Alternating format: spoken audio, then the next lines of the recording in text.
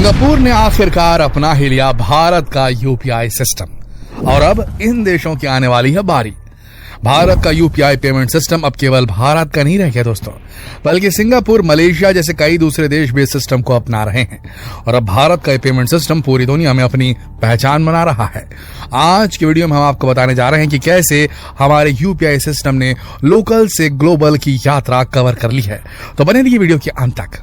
दोस्तों, सिंगापुर ने अपने देश के पेमेंट सिस्टम पे नाउ से भारत के यूपीआई सिस्टम को लिंक कर लिया है और अब भारत की इस टेक्नोलॉजी के माध्यम से हम गूगल पे, पेटीएम से सिंगापुर में क्रॉस बॉर्डर पेमेंट कर सकते हैं। वहीं सिंगापुर में रहने वाले भारतीय अब यूपीआई का इस्तेमाल कर भारत में पैसे ट्रांसफर कर सकेंगे।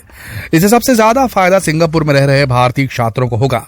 वैसे तो दोनों देशों ने इस सिस्टम को लिंक करने के प्रोजेक्ट की शुरुआत साल 2021 में शुरू कर दी थी, लेकिन अब आखिरकार इस सुविधा को शुरू कर दिया गया है।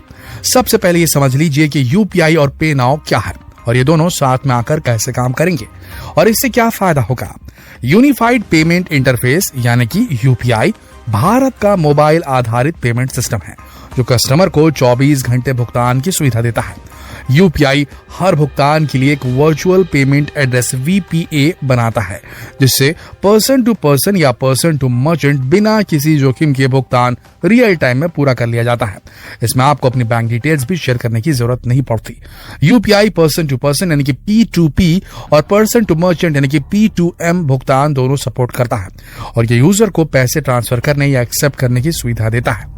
वहीं पे नाउ सिंगापुर का एक फास्ट पेमेंट सिस्टम है। ये peer to peer fund transfer facility provide करता है जो सिंगापुर के बैंकों और नॉन बैंक फाइनेंशियल इंस्टीट्यूशंस यानी कि NFI के माध्यम से आम कस्टमर को पेमेंट की सुविधा देता है। इसकी मदद से यूजर केवल अपने mobile number, Singapore national identification card, foreign identification number यानी FIN या VPA का उपयोग करके सिंगापुर में एक बैंक या ई वॉलेट खाते से दूसरे बैंक में तुरंत पैसे ट्रांसफर या एक्सेप्ट कर सकते हैं। कुल मिलाकर हम इसे सिंगापुर का पेटीएम या गूगल पे बोल सकते हैं।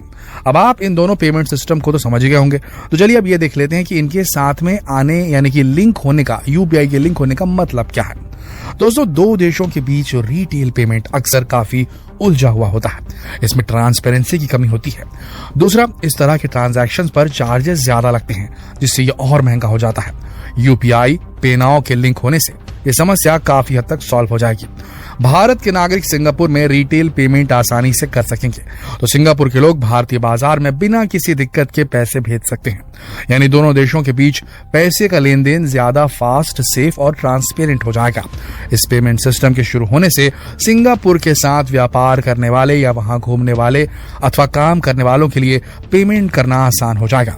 अगर आप सिंगापुर घूमने गए हैं तो बिना किसी परेशानी के वहां की दुकानों पर यूपीआई की मदद से शॉपिंग कर पाएंगे। इसके अलावा सिंगापुर में हजारों भारतीय काम करते हैं, उनके लिए अपने घर पैसे भेजना भी अब आसान और सस्ता हो जाएगा। इतना ही नहीं, सिंगापुर में पढ़ाई करने वाले भारतीय छात्रों को घर से पैसा मंगाना बहुत आसान हो जाएगा। तो अब तो आप समझ गए होंगे कि यूपीआई और पे नाउ के साथ में आने से भारत और सिंगापुर दोनों को फायदा मिलेगा और इसीलिए अब कई दूसरे देश भी भारत के यूपीआई को अपनाने में दिलचस्पी दिखा रहे हैं और कई देशों से बात भी चल रही है, जिनमें सबसे प्रमुख हैं यूरोप के नीदरलैंड, बेल्जियम, लग्जमबर्ग, स्विट्जरलैंड और फ्रांस, यूके, संयुक्त अरब अमीरात, Singapore, Malaysia, Thailand, Philippines, Vietnam, Hong Kong, Taiwan, दक्षिण Korea, Japan, Oman, Bhutan, Nepal. इन देशों के अलग अलग पेमेंट ऐप के साथ यूपीआई को लिंक करने की तैयारी चल रही है। चलिए देखते हैं कि किस देश के किस ऐप के साथ यूपीआई का गठजोड़ हो सकता है। सबसे पहले बात करते हैं यूरोप की। यूरोप की national payment corporation of India, जो कि यूपीआई को रन करती है, उसने बताया कि बहुत ही जल्द भारतीय यूरोप में यात्रा करते समय फोन पे या गूगल पे से QR कोड स्कैन करके पेमेंट कर पाएंगे। 11 अक्टूबर 2022 को NPCI ने अपने एक बयान में कहा कि उन्होंने यूपीआई और रूपे को लिंक करने के लिए फ्रांस स्थित वर्ल्ड लाइन के साथ कॉन्ट्रैक्ट किया है। इसके बाद अब भारतीय नागरिक यूरोप में वर्ल्ड लाइन QR के माध्यम से आसानी से पेमेंट कर पाएंगे। इसकी शुरुआत बेनलक्स यानी कि बेल्जियम, नीदरलैंड और लग्जमबर्ग और स्विट्जरलैंड से होगी। यूरोप भारत के सबसे फेवरेट टूरिस्ट डेस्टिनेशंस में से एक है और हर साल लगभग 10 मिलियन भारतीय यूरोप की यात्रा करते हैं। इस पेमेंट ऐप की वजह से इन टूरिस्ट को काफी फायदा होगा। अब बात करते हैं ओमान की, तो अक्टूबर में ही NPCI और सेंट्रल बैंक ऑफ ओमान के बीच एक MOU पर साइन किया गया ताकि सभी ओमान नेटवर्क ATM POS और ई-कॉमर्स साइटों के साथ साथ भारतीय रुपए कार्ड को भी एक्सेप्ट कर सकें। इस तरह अब आप ओमान में भी भारतीय पेमेंट ऐप से शॉपिंग कर सकते हैं। इसके बाद नंबर आता है भारतीयों के एक और फेवरेट डेस्टिनेशन यूके का। NPCI ने यूके की पेमेंट ऐप पे एक्सपर्ट के साथ कोलैबोरेट किया ताकि ये भारत के सभी यूपीआई ऐप को android point of sale POS devices में पेमेंट की फैसिलिटी उपलब्ध करा सके। अब बात करते हैं UAE की। तो भारत ने UAE के पेमेंट ऐप नियो पे के साथ कॉन्ट्रैक्ट किया, जिसके तहत अब भारतीय नागरिक UAE में भी नियो पे इनेबल्ड दुकानों में भीम और UPI के माध्यम से पेमेंट कर पाएंगे। इसके अलावा नॉर्थ और साउथ एशिया के मार्केट में अपनी पकड़ बनाने के लिए NPCL ने cross border payment app liquid group से पार्टनरशिप कर ली है, जिसकी वजह से Singapore, Malaysia, Thailand, Philippines, Vietnam, Cambodia और जापान के 10 बाजारों भारतीय UPI के माध्यम से पेमेंट किया जा सकेगा। इसके साथ ही हमारे पड़ोसी देश भूटान ने जुलाई 2021 में ही UPI को अपना लिया था।